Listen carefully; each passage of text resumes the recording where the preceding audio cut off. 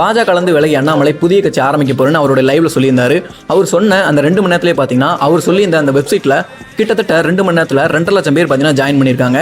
இதை பல பேர் விமர்சனமாக வைக்கிறாங்க. என்னன்னா பாஜக சொல்லி தான் இவர் வந்து புது கட்சி ஆரம்பிக்க போறாரு அப்படிங்கிற மாதிரியும் சில பேர் சொல்லிக்கிட்டு இருக்காங்க. தயவுசெய்து அண்ணாமலை அவர்களே, உங்கள் மீது பல யங்ஸ்டர்ஸ் பார்த்தீங்கன்னா இன்னைக்கு நம்பிக்கை வச்சு ஒரு மாற்றத்தை எதிர்பார்த்து மறுபடியும் விஜய் எப்படி ஒரு மாற்றம் நினச்சாங்களோ அதே மாதிரி உங்களையும் நினச்சி பல பேர் நம்புகிறாங்க. தயவுசெய்து அந்த துரோகத்தை தமிழ் மக்களுக்கும் தமிழ்நாட்டுக்கும் மறுபடியும் பண்ணிடாதீங்க.